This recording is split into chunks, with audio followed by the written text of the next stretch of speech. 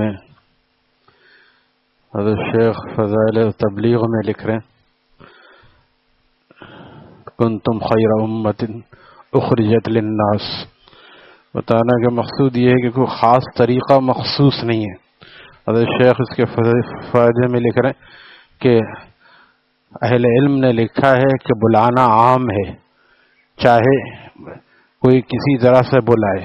عام طور پر مؤذنین اذان سے اور مبلغین اور یعنی علماء دلائل سے اور مجاہدین تلوار سے اور عام آدمی زبان سے، یہ سب اللہ کی طرف بلانے میں شامل ہے. کوئی ایک طریقہ مخصوص نہیں ہے. کسی ایک طریقے کو مخصوص سمجھ کے دوسرے طریقوں کو کالعدم قرار دینا یہ کم علمی کی وجہ سے. لہذا جو بھی طریقہ جس موقع پہ موضوع نظر آتا ہے اس کو اختیار کرنا چاہیے. بعض دفعہ کتاب کسی کو دے دیا، صرف کتاب دے دی. فیروز محمد صاحب کا نام شاید ہی ہمارے حلقے میں کوئی نہ جانتا ہو. دنیا میں الحمدللہ اللہ تعالیٰ نے مقبول کیا ہے. کس لیے مقبول کیا ہے؟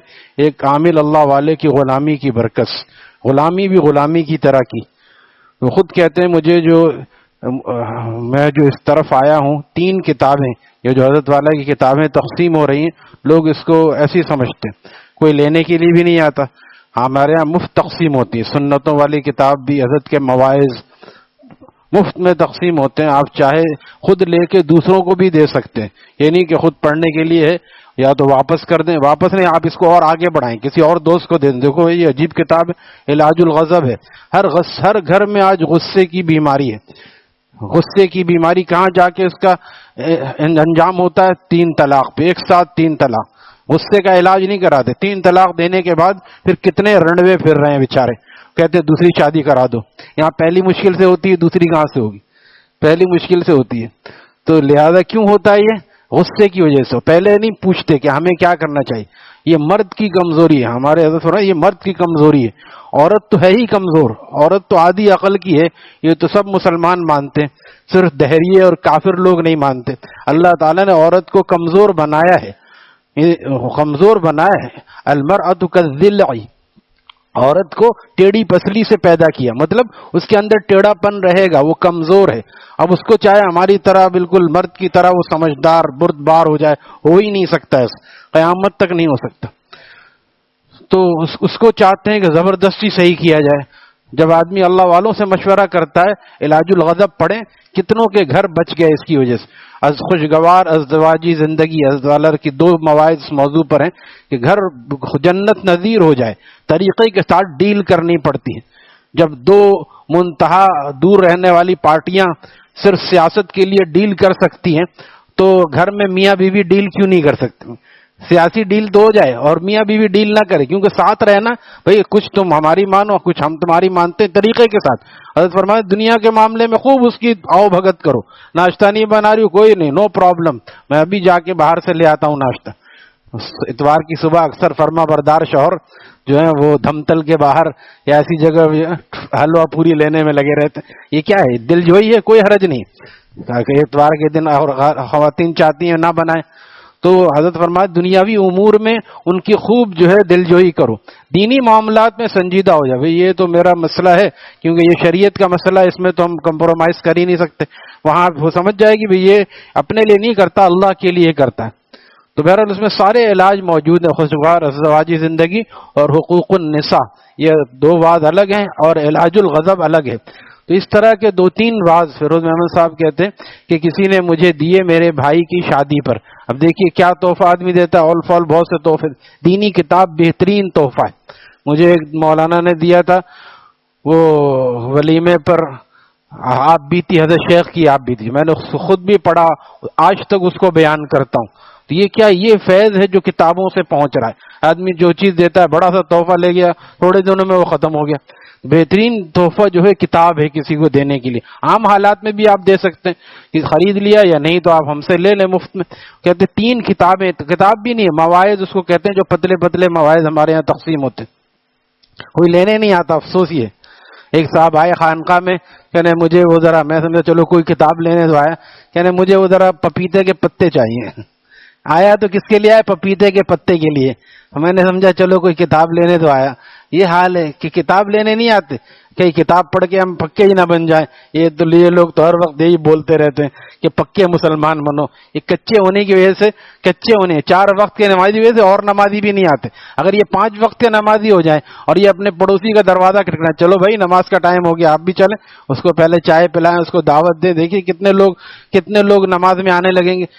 جیسے رمضان میں آتے ہیں ایسا ماحول بن جائے گا. ہر آدمی اگر اس فکر کو اوڑھ لے. وہ کہتے ہیں 3 کتابیں جو مجھے 3 مواعظ ملے میں نے اس کو پڑھا. ایسے لوگ ہوتے ہیں بعد پڑھتے بھی نہیں، رکھ دیتے ہیں. ارے بس آیا کیا پڑھنا ہے، بس کرنا کیا، بس ہر سوشل میڈیا پہ دیکھتے رہنا. اس میں مزہ آتا ہے نا. جہاں مزی آتی وہیں مزہ آتا ہے. اور جہاں پہ اصل مزہ اس کو نہیں کہتے، مزہ سجدے میں آتا ہے.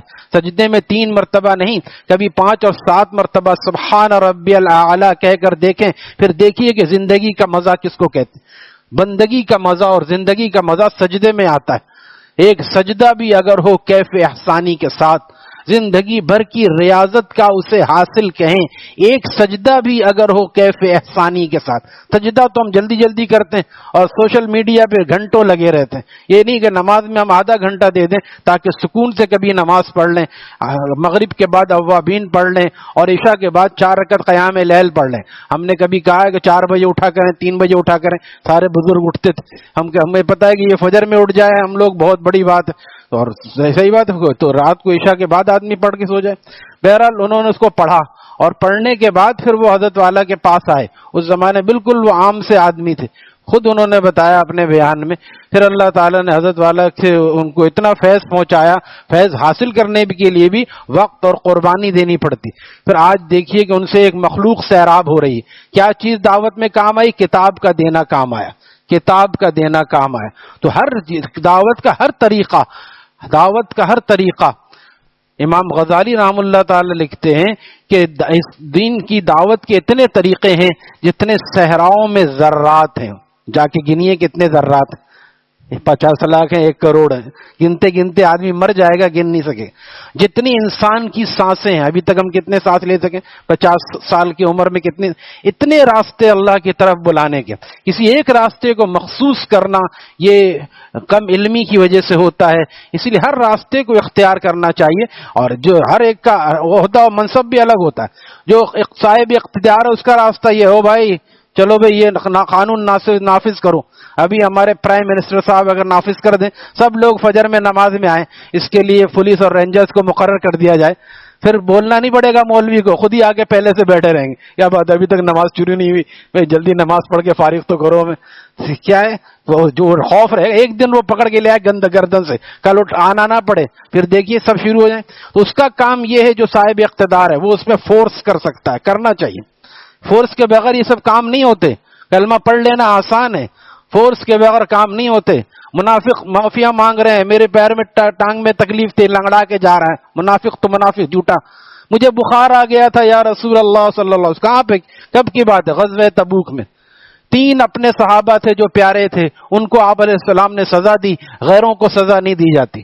منافقین کو چھوڑ دیا، کافروں کو کچھ نہیں کہا، اور اپنے پیاروں کو سزا دی. کوئی ان سے بات نہ کرے، سلام نہ کرے، کلام نہ کرے. ساری چیزیں تاریخ میں موجود ہیں. اپنوں کے ساتھ سختی کی جاتی. تم کیسے رہ گئے؟ تم جہاد میں کیسے رہ گئے؟ تم تو ہمارے پیارے ہو. ان کا جب تک اللہ کا حکم نہیں آتا ان سے کوئی سلام و کلام نہ کر. صحابہ کہتے ہیں ہمیں یہ فکر تھی کہ اگر اس حالت میں ہمارا انتقال ہو گیا تو ہمارا جنازہ کون پڑے گا، اور نبی علیہ السلام دنیا سے چلے گئے تو ہمیں جنازے سے محروم کر دیا جائے گا. تو یہ حالات اپنوں پہ گزرتے ہیں. کلمہ پڑھ لینا بس صحیح منہ سے پڑھ لیا، خرد نے کہہ بھی دیا لا الہ تو کیا حاصل، دل و نگاہ مسلمان نہیں تو کچھ بھی نہیں، دل و نگاہ مسلمان نہیں تو کچھ بھی نہیں. تو اس لیے یہ اس کے لیے کوئی خاص طریقہ نہیں. اور کرتے کرتے خود اور کچھ سیکھے بھی، بیٹھ کے نیک لوگوں میں بیٹھ کے سیکھے کہ نیک بات بتانے کا طریقہ کیا ہوتا ہے، نیک بات بتانے کا، دعوت دینے کا طریقہ کیا ہوتا ہے. بعض لوگ کہتے ہیں ہم نے کہا کوئی سنتا ہی نہیں، ایک دفعہ کہہ کے چھوڑ دیا. ایک دفعہ نہیں، اس کو کہتے رہیں. علامہ شبیر احمد عثمانی، علامہ ظفر احمد عثمانی نے حضرت والا کو بتایا. حضرت تھانوی کے بھتیجے تھے وہ، ہم علامہ رشتہ دار لگتے تھے. میں نے ایک آدمی کو ایک دفعہ کہا سگریٹ چھوڑ دو، 2 دفعہ کہا سگریٹ چھوڑ دو، اس نے نہیں چھوڑی. کہتا رہا وہ، اس نے بھی نہیں چھوڑی، میں نے بھی نہیں چھوڑی. وہ برائی نہیں چھوڑ رہا ہے تو ہم اچھائی کیوں چھوڑ دیں؟ 100 مرتبہ جس دن کہا ہے اس دن اس نے سگریٹ بجھا دی. کہا بس تم نے اتنی دفعہ کہا ہے اب میں نہیں پیوں گا. تو کوئی وقت ہوتا ہے مقرر نصیحت کی مقبولیت کا، اور پھر بھی نہ ہو تو بھی کہنے والے کو ایک نیکی پھر بھی ملتی رہتی ہے. بھائی فجر کی نماز پڑھو، بھائی داڑھی رکھو، بھائی کہتا رہے آدمی کے طریقے کے ساتھ، اہانت کے ساتھ نہیں، طریقے کے ساتھ. تو یہ اگر وہ عمل نہیں بھی کر رہا، ہمیں اپنی نیکی مل رہی ہے، اللہ تعالیٰ دیکھ رہے ہیں کہ میرا بندہ میرے دین کو پھیلانے کے لیے کوشش کر رہا ہے. ہمارا کام یہ ہے. اس کے بعد دعا بھی مانگے، اللہ میں محنت کر رہا ہوں، آپ اس میں اثر ڈال دیجئے، آپ ثمرات بھی مرتب فرما دیجئے. اللہ تعالیٰ ہم سب کو اس کی فکر عطا فرمائے. الحمدللہ رب العالمین.